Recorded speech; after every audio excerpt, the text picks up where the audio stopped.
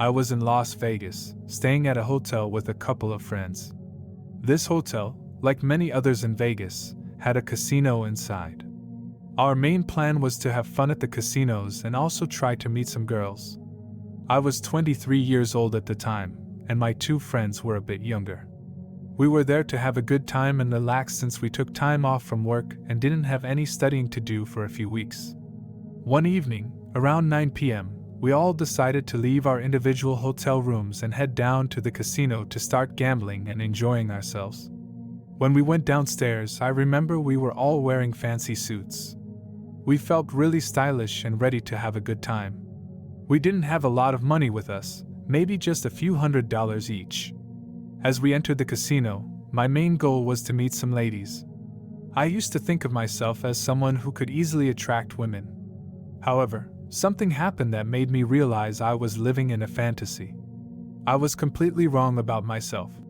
So, as we walked into the casino, we started discussing our plans. First, we decided to get some drinks. While enjoying our drinks, we talked about which tables and slot machines we wanted to try, and for how long we would play. In Vegas casinos, it's really easy to lose track of time. Many of you probably know that if you get caught up in a casino, you can forget how much money you've spent and have no idea what time it is. I'm not sure if they use some kind of sneaky music or sense in the air, but it's strange how the environment can influence you. That night, after we finished our drinks, we decided to start playing. We went to a simple slot machine and each put in $10. Unfortunately, we didn't win anything. We took turns playing, and I managed to win $5 back, but then I lost it again, just like always. At that moment, I noticed a group of girls. I've been to clubs many times before, and I consider myself experienced when it comes to these situations. These girls were giving me lots of hints and signals. They were looking at me, pointing in my direction, and smiling at me. I couldn't believe my luck. I didn't even have to try or approach them yet. It felt like a dream, as if I were some tall and charming James Bond. Of course, that wasn't the reality, but I excitedly shared the news with my friends. I told them about the girls who were staring at me, and I decided to make my move. My friends stayed at the slot machines and, if I remember correctly, put in another $20 or $30 to continue playing. Right in front of me were three tall blondes, and I think they were from Russia. I couldn't believe my luck. I didn't even have to make an effort, as it was like my brain stopped working properly and I couldn't think straight. If only I had stayed logical, I would have realized what was about to happen. These girls started flirting with me, touching me and doing all sorts of things to get my attention. They were basically telling me that they wanted to come up to my hotel room. I felt like I hit the jackpot. Who needs the casino when I had this incredible opportunity? We introduced ourselves, had a great conversation, and things were going really well. There was a strong connection and a spark between all of us. So I decided to bring all of them to my hotel room, the one I had all to myself. The bed was big enough for all four of us, and I was excited about it. As we walked to the hotel room, I couldn't believe how lucky I was to make this happen. Maybe it was a miracle or some kind of divine intervention. We reached the floor where my hotel room was located after riding the elevator. As we walked towards the door, and I took out my key card to open it. But then, everything went terribly wrong. As soon as I opened the door, the three girls rushed in, pushed me out of the way, and slammed the door shut, leaving me outside. In my mind, I was still not thinking clearly and was completely deluded. I foolishly believed that these girls were really interested in me. But that wasn't the case, they were only interested in my money. Suddenly, one of them pulled out a knife while the others started grabbing the phone that I was trying to use to call for help. When I felt the knife against my back, I realized I was in serious trouble. One of the girls cut the phone cord, disconnecting it, and the one holding the knife threatened me, demanding that I open the safe in the corner and hand over all my money and passport. I couldn't believe how foolish I had been to fall for their trick. These were experienced criminals, almost like the women you see in James Bond movies who manipulate and deceive their targets. It was insane, and I genuinely believed they were willing to harm me to get my money. Since they were armed and I wasn't, I couldn't fight them off. I was quite short, standing at around 5'7", and these three girls were taller than me. They must have been around 5'10", or even 5'11" with their heels on. Realizing it wasn't worth the risk, even though I felt humiliated and foolish, I reluctantly gave them the code to my safe. The third girl unlocked it, and they proceeded to take my passport and the $1,000 cash I had in my wallet. Once they were done, one of them put the knife back in her bag, and they quickly ran off. I was left wondering what to do next. I couldn't call for security because they had disconnected the phone cord. I had no other choice but to stay for a while and use my mobile phone to call my friends for help. My friends arrived, still laughing and joking about losing around $200 on the slot machines. When they opened the door, they initially thought I was playing a prank on them or making up a story. But then they noticed that the phone cord had been cut. They knew I wouldn't mess with hotel property in Vegas just for a joke. That's when they started taking the situation seriously. We used one of their phones in the neighboring hotel room to call the security. The investigation began from there. I explained everything to the security team, and they reviewed the CCTV footage from the hallway and the elevator, hoping to identify the three women. As it turned out, these women, despite being experienced criminals, had made some silly mistakes. They'd taken $1,000 cash and my wallet and passport, and had just gone back downstairs into the bar again.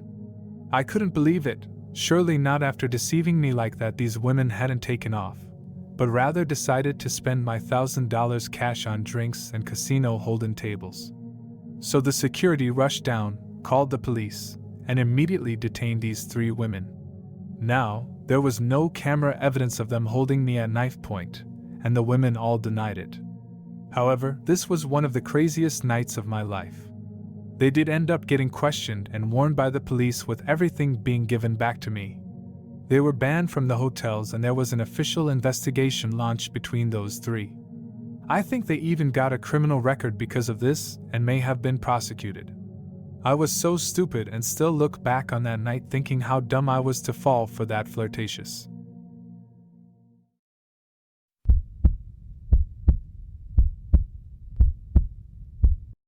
I used to be in my college marching band. When we traveled for games, we stayed in hotels. This one time, we went to Oregon and stayed at a hotel that seemed a bit suspicious. It was located next to an adult shop called Anna Denny's, which was across the street. Since we didn't have much to do as a group of college students, we ended up drinking. After a while, I started feeling hungry and decided to order food from Denny's. They had a delivery service, so it was convenient to have the food brought to my room. When the delivery guy arrived, he handed me my food, looked at everyone in the room who were drinking, and just stood there without saying anything. It was awkward, but then he unexpectedly walked into the room. Later when he left, I noticed that he had forgotten a part of my order, so I had to call Denny's again. But surprisingly, the same guy came back to bring the missing items. This time, he entered the room again and randomly sat down with us while we were playing a drinking game. He decided to sit down and everyone was like, "Who is this guy and why is he here?" We tried telling him to leave, but still we're friendly people, so we offered him a drink and things were okay for a while. But the more he drank, the worse he became. He started talking about all the drugs he takes. Then he said he wanted to start doing drugs in my hotel room. He bragged about having something cool, like a small pocket knife, but he never actually showed it to us. It made most of us feel really uncomfortable and scared. We finally told him to leave because he was getting restless and starting to frighten us. We were all baffled as to what on earth we had just experienced. This dude clearly had no friends and must have been somewhere on the spectrum. He thought he could just crash our party and join in with it. We had no idea who he was. Remember to prioritize your safety and trust your instincts in unfamiliar or uncomfortable situations. It's important to set boundaries and remove yourself from potentially dangerous or threatening situations. Take care of yourself and those around you.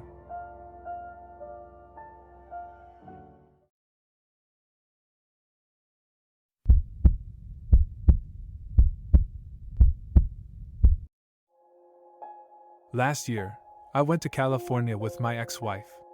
We stayed at a Best Western hotel in Los Angeles for 11 days. We had a really good time, as every day we would go back to the hotel, swim in the pool and then enjoy ourselves in our hotel room, if you know what I mean. After like 3 or 4 days we're coming back to the hotel and see a couple of people were using the room right next to ours. When we first got there, our entire floor was practically empty. We thought this was a bad sign, but it wasn't an issue. It was during the week when we first got there, and then as the weekend approached, the rooms started to fill out. It wasn't a problem though, as we respected their privacy and had our own fun and alone time in our room. Later that night, after having an interesting time, we heard a lot of noise from outside. I decided to get up and look through the window. I saw a man yelling loudly outside the hotel complex. The man had just come back from the nightclub near the hotel. The nightclub was very close, about 300 meters away from the hotel entrance, so I could easily see it from my window. It seemed like he had a rough night, and he was with his wife or girlfriend, shouting and causing a scene. Since I was still not wearing any clothes, I didn't want to open the door and instead went back to bed and watched some American TV. My wife was also in bed, covered up and not wearing much either. So I didn't feel like dealing with the guy, especially since it was late at night. The man outside was causing a lot of trouble, and it seemed like he was coming closer to the hotel. After some time passed, around 30 minutes later, I heard a loud noise near my room's door. I got up once again. This time, the man had returned, and he was shouting loudly outside. What caught my attention was that he had a fire extinguisher in his hands. The noise I heard was the guy hitting the fire extinguisher against the Coke vending machine downstairs. He completely destroyed the vending machine and caused damage worth $1,000. This situation is becoming less funny for me now. You see, we live in a small country where things like robbery or assault are very rare. I can leave my house unlocked for days, and nobody would come and steal anything. And now, I'm 10,000 kilometers away, and there's a guy ruining my vacation at a hotel that's only 5 minutes away from where I originally planned to stay. So here I am in a hotel room, and this guy is wrecking the entire hotel, just about 6 meters away from me and my wife. Things took a turn for the worse, believe it or not. The guy started hitting our door with the fire extinguisher. He kept yelling, "Open the door now!" He even kicked the door. I was standing behind the door, still naked, not knowing what to say or how to prepare myself if I were to open it. I stood there for about 5 minutes, trying to figure out what to do. Finally, I gathered the courage to say, "Who are you? We haven't done anything wrong." But the guy was so angry that he didn't listen to me and continued his outburst for several minutes. I went back to bed, feeling terrified, and waited some more. Eventually, the guy decided it would be a good idea to throw the fire extinguisher into the hotel's pool and then went back to cause trouble at the nightclub. This guy was acting completely crazy. The story could have ended there, but instead, about 30 minutes later, I heard the local police arriving with 3 police cars. I got up once again and stood just behind my room's door, peering through the small peephole that lets you see who's at the door. Behind the door, I saw a guy with his girlfriend and 5 police officers surrounding them. The guy was handcuffed and being questioned right in front of my door. And here's what happened. The guy and his girlfriend had gone out for dinner, had too much to drink, and then decided to go to the nightclub near the hotel. Things went good up until that point where the girl started to get so drunk that she was flirting with every other guy in the club. The boyfriend got mad and they started yelling at each other in the club. The club security got a bit upset with the guy, threw him out and manhandled him, letting the girls stay, saying that the guy could come back later when he was over that yelling thing. The guy came back to the hotel and for some reason, probably alcohol if you asked me, he started to think his girlfriend was in their hotel room. That was the first time when I heard the guy yell all over the hotel. Naturally, he hadn't got the room's door key, so he came back to the nightclub, but then the security wouldn't let the guy back in, and he got so upset that he decided to get a fire extinguisher and ruin everything in the hotel, and cause an absolute mayhem and disturbance for everyone trying to sleep during that time. The thing is, He was extremely drunk and confused. He mistook our room for his own. He thought his girlfriend was inside our room, but in reality, she wasn't in our room or even in the hotel at all. She was still at the nightclub. He was so intoxicated that he completely forgot. That's why he kept shouting at our door, and why he tried to open it with a fire extinguisher. After about 2 hours of this chaos happening continuously, the hotel reception finally decided to call the police. The next day, when we woke up, we found a Coke machine completely destroyed, a fire extinguisher missing, our room door heavily damaged from the outside, and the hotel manager offering us 2 days of free stay as compensation for the inconvenience.